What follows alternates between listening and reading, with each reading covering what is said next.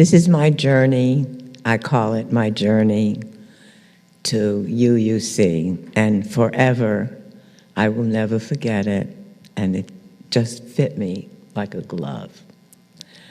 My parents, Joshua and Gertrude, attended synagogue in their hometown of Białystok, Poland, but my mother made me an American citizen when she and my father moved to New York, where I was born.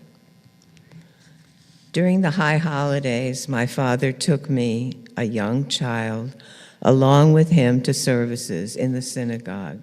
Females were not allowed to sit with the men praying in Hebrew, but my father managed to keep me next to him during much of the service. How happy I was later to discover that as a Unitarian Universalist, female and males are treated equally.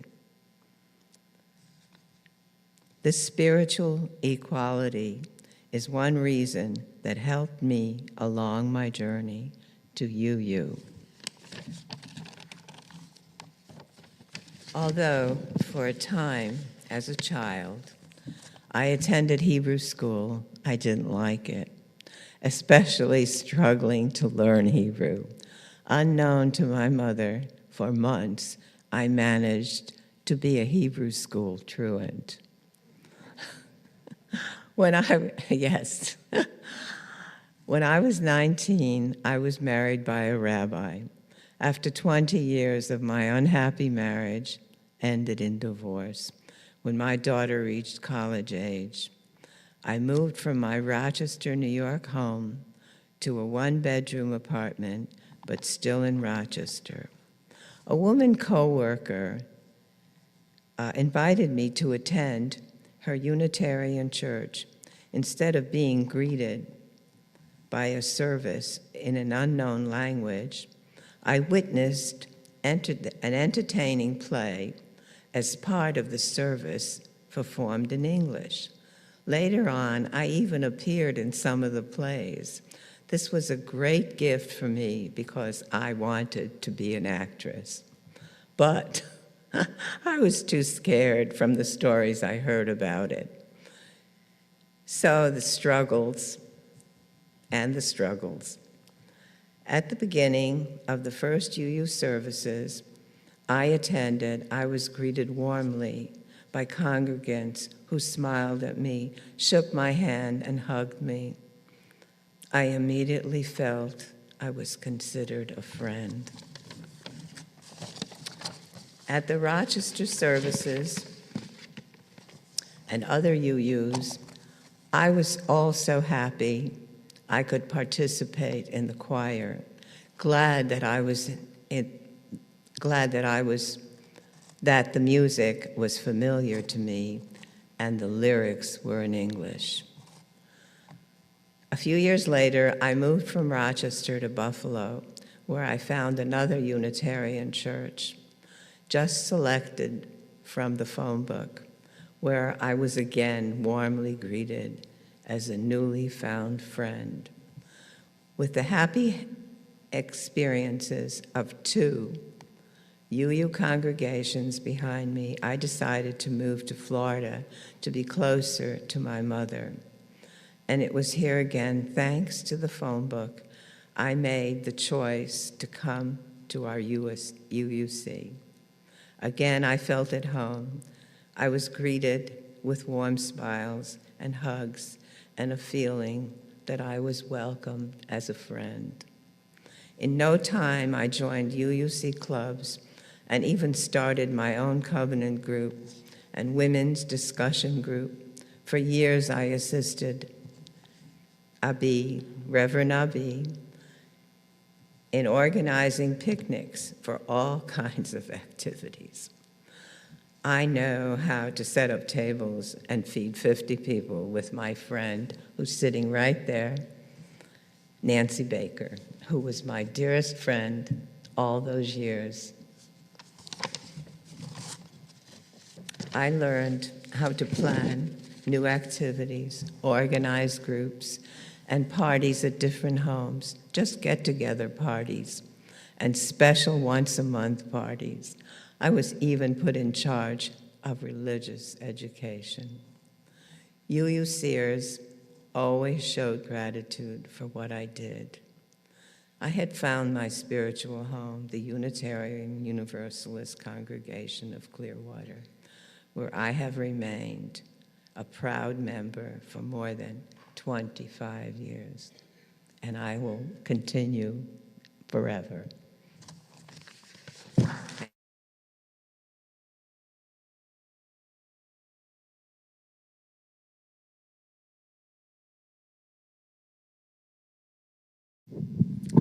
Thank you, Ruth, for sharing that with us. Very, very inspiring.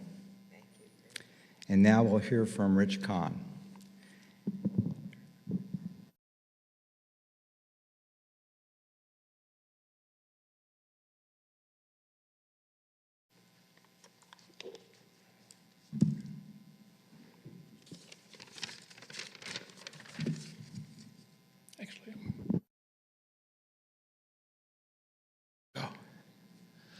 Hello, my name is Rich Cann, and I am a PK. For those of you who may not be familiar with that expression, it's a preacher's kid. I grew up in a parsonage. Contrary to rumor, I was not raised in the Jewish tradition, but my father was a Wesleyan Methodist minister. In the spectrum of denominations, Wesleyans are fairly close to the fundamentalist edge. Growing up, there was no smoking, no playing cards. I never played cards till college. No watching TV on Sundays, no dancing. There was lots of no's growing up. And probably the biggest thing that this growing up left on me was this concept of anyone who didn't believe like us was going to hell. And I'll talk a whole lot more about that later because that had an effect on me. But in spite of all these no's, my parents actually instilled on me a set of values, a very useful set of values that I still hold very dear to me to this day. Values like compassion, honesty, generosity, and most important for me, curiosity. There was very little we could do on Sundays. No shopping, no TV. But the one thing we got to do was go for a Sunday ride. So after the required nap on Sunday after church, again, my father's a minister, so he took his nap. We went out on a ride in the country. We lived out in the country. And my father, every time we reached an intersection, would say, "Which way?" And us kids in the back seat got to choose a direction, left, right, or straight. And the entire Sunday trip was like that, just randomly. And for whatever reason, it really stuck with me, the idea of just being curious. And to this day, I still do it. I'll go out driving and randomly pick a turn. And that whole sense of curiosity really had a big impact on me. So in spite of all my no's, I had a pretty happy childhood. Grew up in the country, that was a time where you could run around, be gone all day, and no one worried. And I didn't really question a whole lot of things. At the age of 12, I was saved, and all that entailed. I didn't start really questioning things until I got to college. Now, I did go to a church-related college, but it was a little bit more liberal. And there, I found out my roommates played cards. And that really, we laugh, but it actually had well, wait a minute. They play cards and they still go to church. What does that mean? And a little later on, in one of my part-time jobs, I worked with a Catholic nun.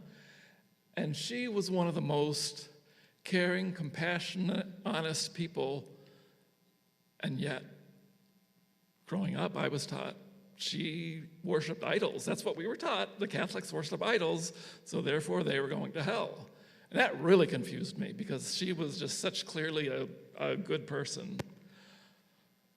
In spite of all this confusion, I pretty much stayed in the church. Graduated, moved to Rochester, New York.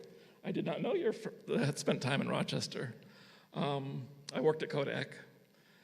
And I went to a church, became very involved in that church, sang in the choir, taught Sunday school.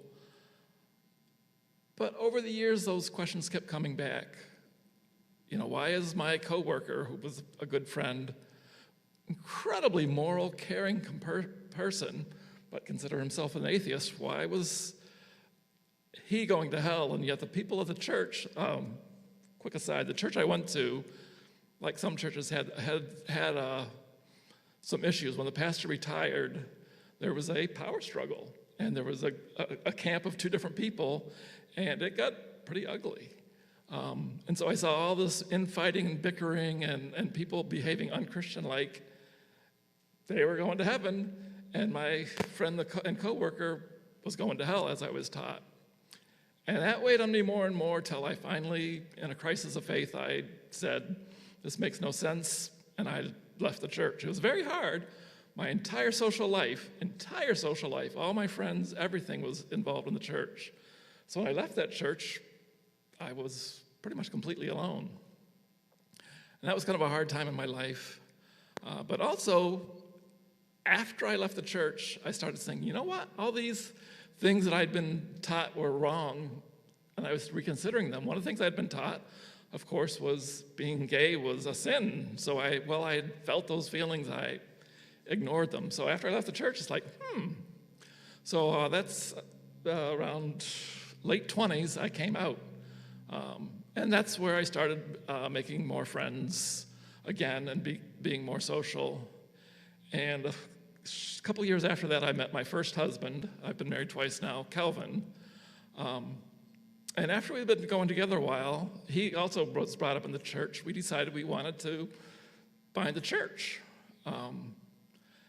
In preparing this, I was trying to think of how we'd made the choice, and I honestly can't remember. I know it wasn't me because I had never heard of UU.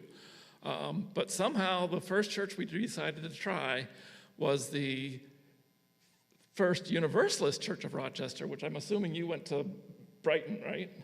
Yeah, so there's two churches in Rochester. I went to one and she went to the other. The first Sunday we went was something they called, I haven't seen the tradition here, but Doubting Sunday, where they celebrated, the whole service was celebrating doubts. Doubting was good. Doubting was they had a children's story about why doubting was important. It's like, oh wow, I felt like I'd finally come home. I've heard many people say, but it was definitely true for me, when I found UU, I suddenly realized I'd been a UU for most of my adult life and just didn't know it. The things I learned, the principles, all the things were things that I had believed in and felt were important, and I finally found a place that celebrated that. I became very involved in that church, especially in the choir. We had a really good choir. Being Rochester, our music minister was a student at Eastman School of Music, and so we had a really good choir director.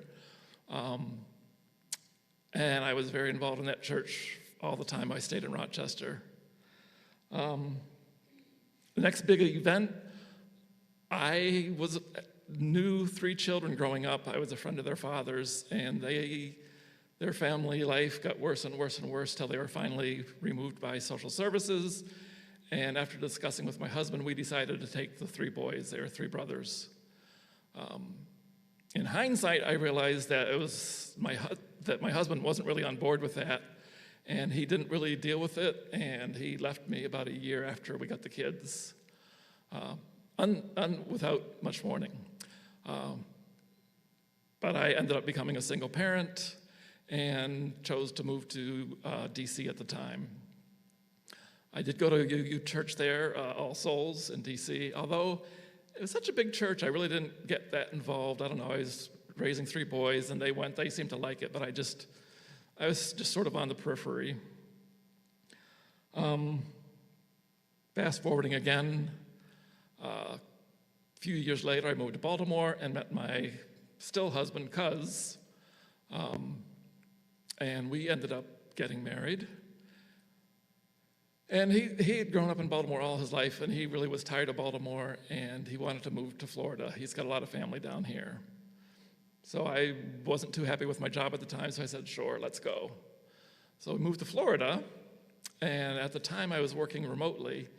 So he had family down here, I had no family. I was working remotely, so I started getting a little bit isolated. And so it was about maybe 6 months after moving here, I decided to check out the UUs again, and I came here. That was in, as near as I can tell, it was late 2015. And again, this church, being relatively shy, it took me a little while to sort of warm up and feel comfortable with everybody, but slowly I joined the choir, really, really liked that. Started working in the tech booth. And one of the things that I just wanted to mention that this church really did for me was, so I joined in 2015. 2016, the end of it, we probably all might remember what big traumatic, at least it was traumatic for me, event, is the night of the election, the 2016 election. I was just like totally blown away. And that whole week, I was just like, sort of, I don't know, it's hard to describe. And I'll remember that Sunday. I came to church that Sunday, and it was the most, excuse me, something I really needed. I can't remember what Reverend Patrice really talked about, other than she definitely acknowledged it, but it was a sense of community coming together in a time of hurt and pain and confusion, and just being together as a community. And that, to me, really spoke to why being a UU is important to me, is community. I wrote down the reasons I find UU so important to me is community, a sense of perspective. I'm being an introvert. When I'm home, when I'm by myself all the time, I sometimes lose perspective, and being sort of coming into a group of other people, you start getting a better perspective.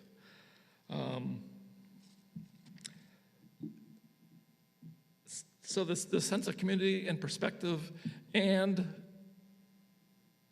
sort of magnifying the caring, the social justice is very important to me here. I haven't always been as involved as I could be, but it's important to be in a group of people where you can feel like you are actually trying to make a difference. So I find coming to UU challenges me to step outside of myself and try to be a better human, and to think about where I really want to go. And I'm happy to be here, and happy to be continuing to be here. Thank you.